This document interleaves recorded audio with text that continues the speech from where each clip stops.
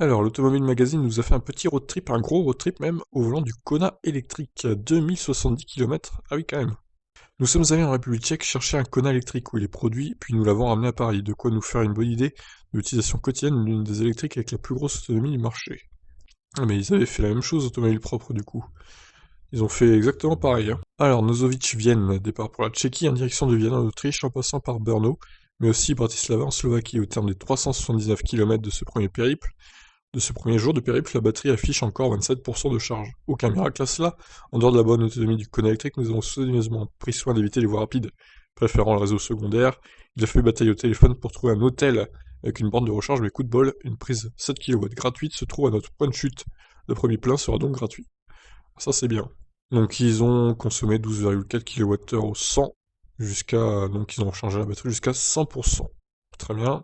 Alors apparemment ils ont galéré entre Vienne et Sulz, direction Gumden, non sans faire un arrêt par le lac de la Tronsey où nous rechargeons la batterie qui est descendue à 28% de charge après 255 km principalement effectués sur voie rapide. Mauvaise surprise, le chargeur se bloque à 55%, ce que nous découvrons qu'à notre tour.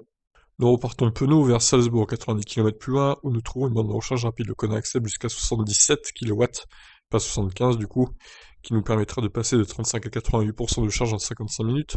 Nous poursuivons ensuite jusqu'à Landeck, en passant par Munich et Innsbruck, pour une dernière charge, 67% à 1h30 avant de filer jusqu'à Sulz, notre refuge pour la nuit.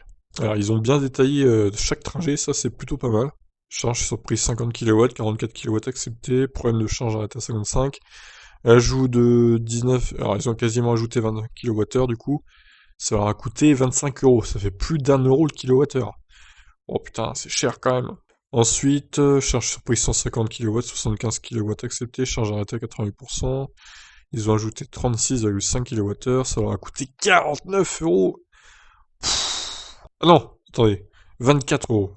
C'est le total, d'accord, depuis la première charge, ok. Et c'est quand même plus raisonnable, 24 euros, pour, même si ça reste assez élevé, je trouve. Ensuite, conso moyenne 16, charge surprise, 44 kW accepté. Alors, ils ont ajouté 48 kWh en 1h30, ça leur a coûté 35 euros, d'accord. Ensuite, le lendemain, ils ont rechargé encore sur une prise 11 kW, pour gagner 16%, ajout de 13 kWh. Attends, quoi? 110 euros? C'est une blague? Ah ouais, voilà, c'est ça. Mauvaise nouvelle au réveil, si nous avons récupéré que 13 kW parce que la batterie était que peu déchargée, la facture atteint des sommets 110 euros à la borne sur laquelle nous avons effectué la charge facture aussi le temps passé branché, afin d'éviter que les voitures ne bloquent la place.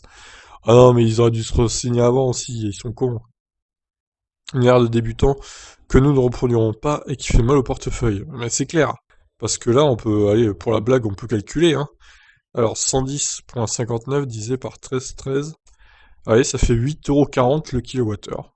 Moi, je crois que là, c'est imbattable, hein, niveau...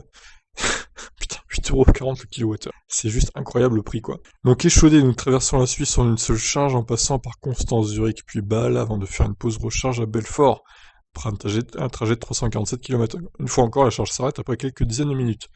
Alors, on se plaignait des bornes qui marchent mal en France, mais je vois que c'est pas...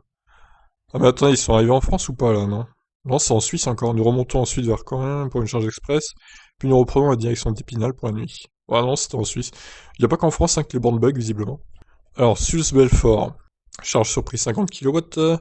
Problème de charge, on lance à 15 heures pour gagner 66% de charge de 48 kWh. Bon, en gros, ils ont récupéré 48 kWh. En 1h45, ça leur a coûté 17 euros, ce qui est plutôt raisonnable. Ensuite, la prochaine charge, ajout de 16,5 kWh. Ça aura coûté que 4,40€. C'est bien. Ça va, c'est pas trop cher. Et ensuite, charge gratuite de nuit à l'hôtel. Batterie remontée à 100%. Alors, après 3 jours pour nous acclimater à la vie électrique, on aurait pu penser que la dernière étape de notre périple aurait été la plus simple que nenni pour allier Épinal à Paris. Il nous a fallu faire une indispensable pause recharge, c'est normal.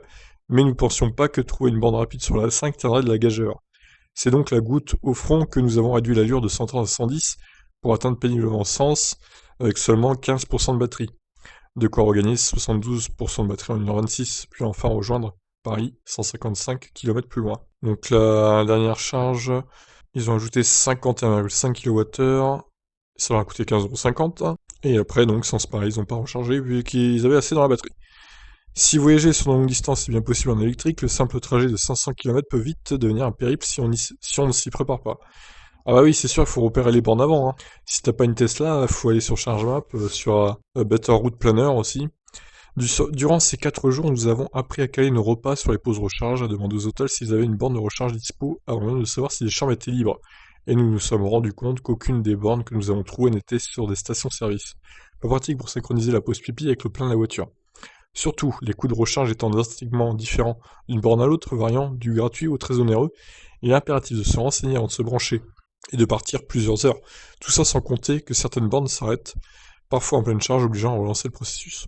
Alors, au total, nous avons dépensé 233 € d'élec pour 2070 km. Si nous avions fait de même avec le Kona diesel 136 chevaux, nous aurions payé 150 € de gazole. Alors, quand même, on précise qu'ils ont bien merdé à ce moment-là, là. Voilà, là ils ont bien merdé. Donc normalement 13 kilowatts c'est 4 €, hein. C'est pas 110 €. Donc s'ils t'enlèvent 106 €, allez, on va enlever 105 pour être sûr. Alors 233, 45 moins 105. Voilà, ça fait 128. Du coup, ça reste moins cher qu'un Kona diesel. Mais bon, après voilà, c'est sûr que c'est plus chiant pour des trajets comme ça de trouver les bornes, d'attendre. Je comprends bien que ça peut énerver ceux qui sont pas habitués. Mais bon, globalement, ils ont quand même profité de certaines bornes gratuites. Donc voilà, ça reste quand même moins cher de rouler en électrique, même s'il faut se taper toutes les bornes sur les routes et autoroutes qui sont beaucoup plus chères que le kilowattheure chez nous, bien sûr. Alors, les plus, confort de suspension par rapport au Kona thermique, accélération digne sportive, autonomie enfin convaincante, notamment sur route. Les moins, encore faiblards sur autoroute, l'autonomie. Ah bah oui, parce que la conso explose sur autoroute, forcément. Ou alors à moins de rouler à 110, quoi. Tarif encore élevé, temps de recharge parfois excessif, coffre un peu juste. Ouais, c'est ce que je reprocherais au Kona aussi, les temps de recharge 77 kW, c'est un peu juste hein, quand même en 2021. Et ça aurait été bien qu'ils augmentent un peu la puissance pour le nouveau Kona électrique, là, le restylé. Je pense pas qu'ils vont le faire, hein, ça n'a pas été annoncé, donc à mon avis ça sera toujours 77 kW. Pourtant là, c'est incompréhensible, la batterie fait 64 kWh. Ils auraient pu monter à 110, 120 facilement, quoi. Sans pour autant l'abîmer, quoi. Enfin bon, c'est le choix de Hyundai, et de Kia d'ailleurs pour le Niro et le e-Soul. On ne comprend pas trop cette stratégie, bon, c'est un peu dommage. Voilà, leur road trip à l'Automobile Magazine, bah, globalement c'était pas mal, à part leur grosse erreur évidemment, là, qu'ils ont laissé brancher le Kona donc, et ça leur a coûté 110 € pour 13 pauvres kilowattheures, ça fait mal aux fesses, comme on dit. Je vous laisse réagir donc dans les commentaires. Ciao.